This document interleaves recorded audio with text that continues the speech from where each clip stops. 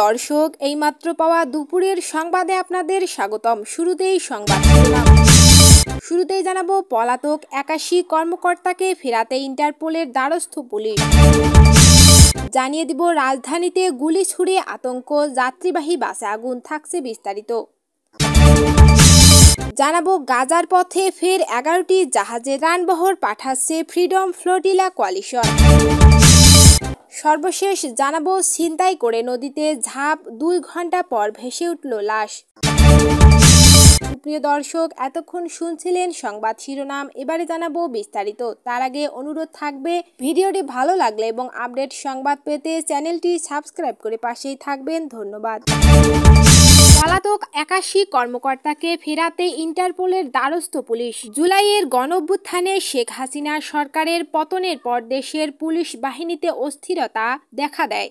অনেক কর্মকর্তা, বিশেষ করে আওয়ামী লীগ ঘনিষ্ঠরা কর্মস্থল ছেড়ে আত্মগোপনে চলে যান। পুলিশের তথ্য অনুযায়ী গত বছরের ৫ই আগস্ট থেকে এ পর্যন্ত অন্তত ৮১ জন পুলিশ সদস্য এখনও পলাতক। এই তালিকায় রয়েছে ডিআইজি থেকে শুরু করে কনস্টেবল পর্যন্ত সব স্তরের কর্মকর্তা। তাদের মধ্যে মাত্র ১৫ জনের অবস্থান জানা গেছে। বাংলাদেশ পুলিশের ন্যাশনাল সেন্ট্রাল ব্যুরো এনসিবি তাদের দেশে ফিরিয়ে আনতে ইন্টারপোলের সাহায্য চেয়ে আনুষ্ঠানিক আবেদন করেছে, তবে এখনো কোনো সাড়া মেলেনি। পুলিশ সদর দপ্তরের তথ্য অনুযায়ী অবস্থান জানা ১৫ জনের মধ্যে রয়েছেন অতিরিক্ত আইজিপি বাধ্যতামূলক অবসরপ্রাপ্ত মনিরুল ইসলাম, সাবেক ডিএমপি কমিশনার হাবিবুর রহমান, ডিএমপির অতিরিক্ত কমিশনার মোহাম্মদ হারুনুর রশিদ, পুলিশ সদর দপ্তরের অতিরিক্ত ডিআইজি প্রলয় কুমার জোয়ারদার এবং ঢাকা রেঞ্জের ডিআইজি সৈয়দ নুরুল ইসলাম। সম্প্রতি সামাজিক যোগাযোগ মাধ্যমে হারুনুর রশিদের যুক্তরাষ্ট্রের টেক্সাস অঙ্গরাজ্যের উডল্যান্ড শহরে তোলা একটি ছবি ভাইরাল হয়েছে।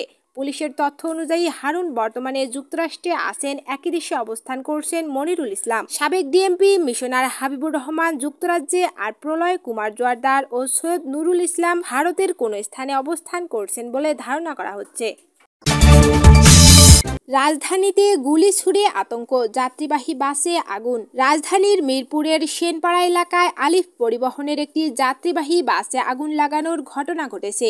সকাল ৭টার দিকে এ ঘটনা ঘটে। পুলিশ দ্রুত ঘটনাস্থলে পৌঁছে বাসটি জব্দ করেছে। বাসের চালক জানান, সেনপাড়া এলাকায় পৌঁছালে কয়েকজন দুর্বৃত্ত হাতের ইশারা দিয়ে বাস থামাতে বলেন। বাস থামানোর পর চালক ও তার সহকারীকে পিটিয়ে বাস থেকে নামানো হয়। যাত্রীরাও আতঙ্কে বাস থেকে নেমে যান। এরপর বাসের সামনের কাছে কয়েক রাউন্ড গুলি ছুড়ে দুর্বৃত্তরা বাসে আগুন ধরিয়ে দেয়। বাস কর্তৃপক্ষের অভিযোগ, কিছুদিন আগে নেসার নামে এক ব্যক্তি চাঁদার দাবিতে তাদের কর্মীদের আহত করেছিলেন। তারা বলছেন, এ ঘটনার সঙ্গে তার সংশ্লিষ্টতা থাকতে পারে। মিরপুর বিভাগের উপপুলিশ কমিশনার মোহাম্মদ মকসুদুর রহমান জানান, সম্প্রতি এই বাস কোম্পানিতে কিছু কর্মী ছাঁটাই করা হয়েছিল।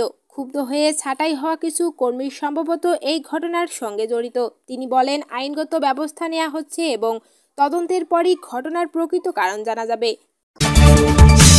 গাজার পথে ফের ১১টি জাহাজে ত্রাণবহর পাঠাচ্ছে ফ্রিডম ফ্লোটিলা কোয়ালিশন। ইসরায়েলি অবরোধে বিপর্যস্ত গাজা উপত্যকার জন্য নতুন করে ত্রাণ পাঠানোর ঘোষণা দিয়েছে আন্তর্জাতিক স্বেচ্ছাসেবী সংগঠনগুলোর জোট ফ্রিডম ফ্লোটিলা কোয়ালিশন এফএফসি। এক বিবৃতিতে জোটটি এই ঘোষণা দেয়। খবর আনাদুল এজেন্সি। এফএফসি জানায়, ইতালি ও ফ্রান্সের পতাকাবাহী ২টি জাহাজ গত ২৫ সেপ্টেম্বর ইতালির উত্তরান্ত বন্দর থেকে গাজার উদ্দেশ্যে যাত্রা শুরু করে। পরে ৩০ সেপ্টেম্বর আরও ৯টি নৌযান যোগ দেয় বহরে। সব মিলিয়ে ১১টি জাহাজে প্রায় ১০০ জন স্বেচ্ছাসেবী ও ক্রু রয়েছে, যারা শীঘ্রই একত্র হয়ে একটি ঐক্যবদ্ধ বহর হিসেবে গাজার দিকে অগ্রসর হবেন। ২০০৮ সালে ফ্রিডম ফ্লোটিলা কোয়ালিশন রয়েছে freedom flotilla foundation, global movement two Gaza, মাগরেব, Sumud flotilla এবং সুমুদ নুসান্তারা। এর আগে চলতি বছরের আগস্টে এই জোট গ্লোবাল সুমুদ ফ্লোটিলা নামে একটি বড় আকারের ত্রাণ মিশন শুরু হয়। তাতে অংশ নেন সুইডিশ পরিবেশকর্মী গ্রেটা থুনবার্গ,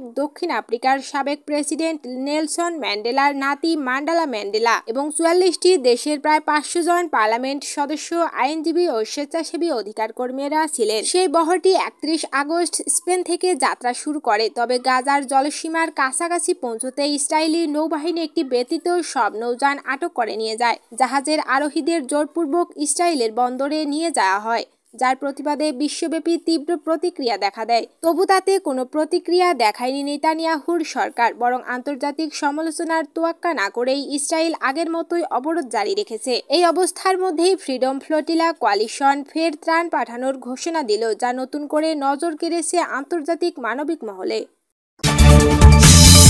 ছিনতাই করে নদীতে ঝাঁপ, 2 ঘন্টা পর ভেসে উঠল লাশ। বগুড়ার ধুনট উপজেলায় মোবাইল ফোন ছিনতাই করে পালানোর সময় স্থানীয় লোকজনের ধাওয়া খেয়ে নদীতে ঝাঁপ দিয়ে টুটুল শেখ নামের এক যুবকের মৃত্যু হয়েছে। উপজেলার বথুয়াবাড়ি ইউনিয়নের চৌবাড়িয়া শ্মশানঘাট এলাকায় এ ঘটনা ঘটে। নিহত টুটুল শেখ চালাপাড়া চৈতারপাড়া গ্রামের শুক্কুর আলী শেখের ছেলে। পুলিশ ও স্থানীয়রা জানান, বেলা 11টার দিকে বথুয়াবাড়ি এলাকায় এক কিশোরের হাত থেকে মোবাইল ফোন ছিনিয়ে নেন টুটুল। বিষয়টি দেখে স্থানীয়রা ধাওয়া করলে তিনি দৌড়ে চৌবাড়িয়া শ্মশান ঘাটে পৌঁছে বাঙালি নদীতে ঝাঁপ দেন। পরে দুপুর 1টার দিকে নদীতে তার লাশ ভেসে ওঠে। ধুনট থানার ভারপ্রাপ্ত কর্মকর্তা ওসি সাইদুল আলম বলেন, এক কিশোরের মোবাইল ফোন ছিনতাই করে পালানোর সময় নদীতে ঝাঁপ দিলে টুটুল শেখের মৃত্যু হয়। লাশ উদ্ধার করে ময়নাতদন্তের জন্য শহীদ জিয়াউর রহমান মেডিকেল কলেজ হাসপাতালের মর্গে পাঠানো হয়েছে।